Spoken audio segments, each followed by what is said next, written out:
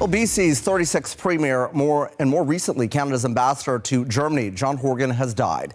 Horgan had been diagnosed with cancer for the third time. CBC's Sarah Galashan is in British Columbia. She joins me now with more on this story. So, Sarah, we knew that he was ill, but this still comes as a big surprise to many.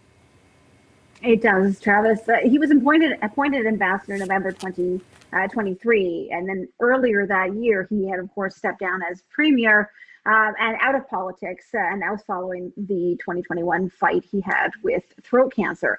Now, by June of this year, he had taken a leave, and this time it was thyroid cancer. His family has put out a statement. They confirmed the news of his death earlier today. In that statement, reading in part that he died this morning at Victoria's Royal Jubilee Hospital, that he was surrounded by love and family. And it is signed off with a Star Trek motto. Horgan was a huge Star Trek fan. And the sign off there, live long and prosper, is the same that he said to the public, or used in his sign off to the public when informing everyone about his 2021 diagnosis. He was not shy about letting everyone know just how fond he was of the sci-fi series. It's among the many memories being shared of this politician who rose quickly to NDP party leader as of 2014. He had only first become elected in 2005. And it was in 2017, narrowly, it was such a very close race with the BC Liberals, but he cut a controversial at the time deal with the Green Party in order to unseat the reign of the Liberals, and he then became premier in 2017. He had a reputation, certainly, of being a warm politician, but he was also sometimes very fiery, and he is remembered by some of his colleagues as such, someone who didn't suffer fools, got things done. In fact, the current premier, his predecessor, NDP Premier David Eby, someone who considered John Horgan a mentor, talked about him today, saying, listen, John Horgan was not somebody who just let things go. I want to play you what David Eby had to say. He conducted himself with the utmost in integrity, and he brought a spirit of fun to his work that was infectious. And many of you will remember, too, he had a bit of a temper from time to time. And if you hadn't been yelled at by John Horgan, then you hadn't truly worked with him. I truly worked with John Horgan. He was someone, as you just heard there, he had fight. He fought for the electorate, who after that initial 2017 win, there was a snap election mid-pandemic, and he won an overwhelming majority, a record for the NDP, 57 seats, certainly a vote of confidence for a party that had done well in BC, but never as well before. Travis? Yeah, and that temper goes to the passion that he had for issues. What will he be remembered for, Sarah?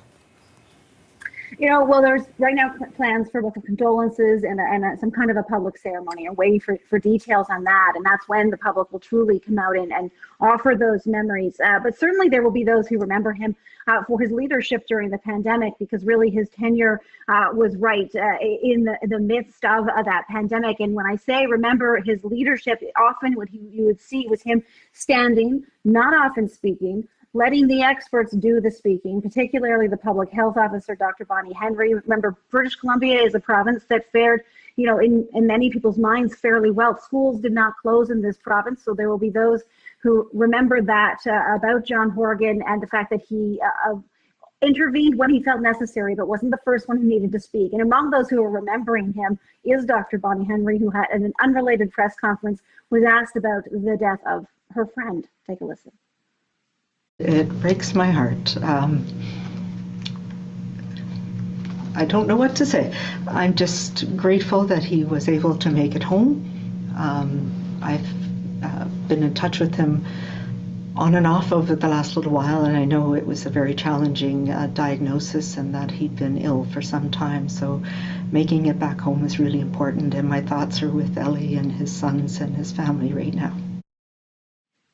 And it's also his style of leadership that he's being remembered for today by colleagues, those who admire him, and those who he worked for. He worked within government as various ministerial aides before entering politics himself. And among those he worked for, Glenn Clark, former premier of this province. Take a listen to what he had to say. The thing I think that distinguished John more than anything else, I would say, is his authenticity. I mean, what you saw was what you got. He was just a normal human being, and he never lost sight of his roots or the people he represented. So he was genuine all the time. Even when he made a mistake, he obviously would apologize for it, and people would forgive him because he was so authentic. He wasn't a phony politician that liked to spew quick hitters. Although he was very quick, very smart, and of course had a lot of dad jokes. So as I say, those memories are being shared, and just when the public will be invited to sign a book of condolences, when there might be any kind of a public ceremony. Still waiting for details on that. Travis? Okay, Sarah, appreciate this. The CBC's Sarah Galashan in BC. Well, my next guest knows what it was like to work alongside John Horgan. Mira Oreck was the former Premier's Director of Stakeholder Relations. She also volunteered as chair of his election planning committee.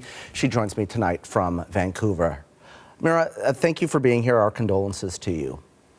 Thank you so much for having me. What went through your mind when you heard this news?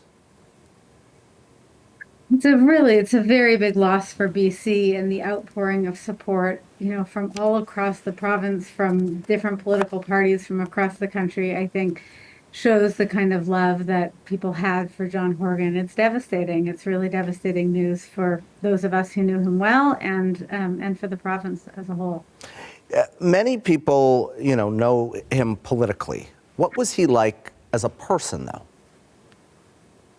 There were not two John Horgans. He was exactly who he was. I heard Glenn Clark speak about him as truly an authentic person, and that's true. He was very tough. He was very direct, and he was also really humble. He knew who he was. He remembered where he came from. He was a serious person, but never took himself too seriously. And I think something that struck me working for him was that he really felt things very deeply. This was not someone who, moved through policy briefs and took them in as technical. Mm-hmm. He really felt the impact that they had, that government and that policy had on people. And for, in my experience of him, that's really what drove him. Yeah, these sound like fantastic qualities to have as a premier.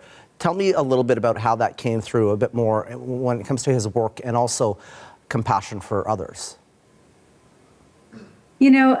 I could tell you many, many stories, but when John first asked me to serve as his chair of the election planning committee, it was still a hard time for the NDP, coming out of many, many years of opposition. And I said to him, John, I'm 4 months pregnant. Are you sure you want me to do this? And he said, of course, absolutely. He really wanted people as their full and whole selves.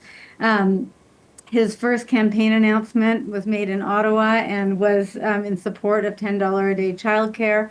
Of course, he went on to move forward on the UN Declaration of the Rights of Indigenous People. He had a deep love of salmon, which I think spoke to his love of the province.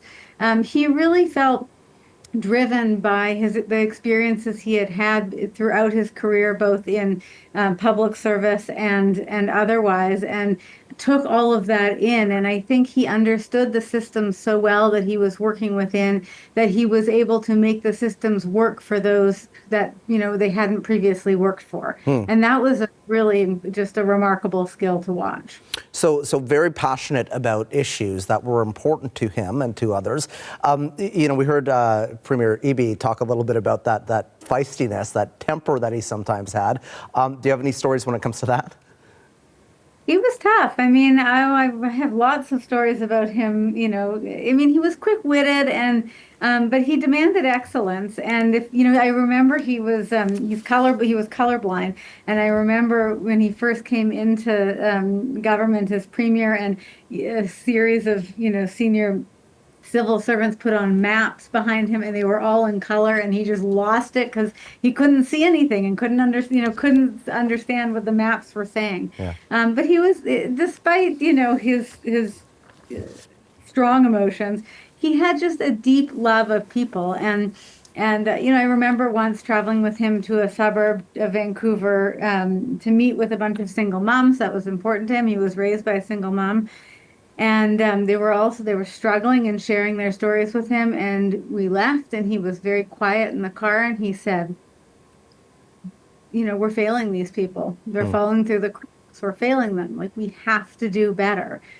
So he really took seriously and to heart the work that he did. And he really listened to people. Thank you so much for your time and for your memories this evening.